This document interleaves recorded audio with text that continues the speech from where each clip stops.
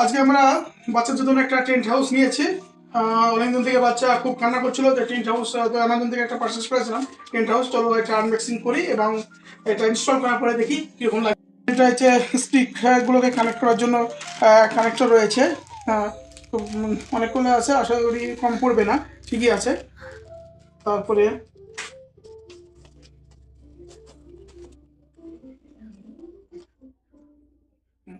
Stick, plastic stick দিয়েছে, আমাকে ঢুকতে পারতেন ধরে প্লাস্টিক স্টিলের দিতে পারতো, কিন্তু স্টিলই তো আর ছিল অনলাইনে।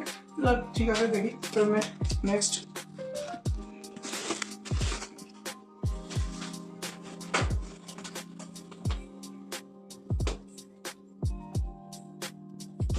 অনেকগুলো স্টিক আছে।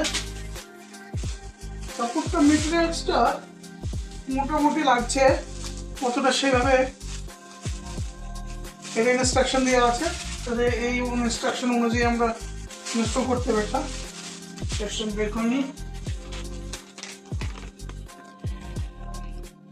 নাম্বার দেওয়া আছে, মেবি স্টিকের গায়ে নাম্বার দেওয়া থাকতে পারবে, দেওয়া থাকবে হয়তো বা।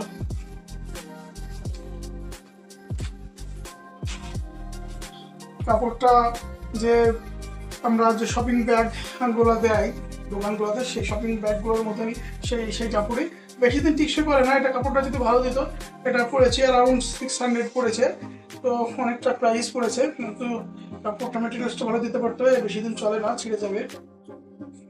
চলো আমরা ইনস্টল করি।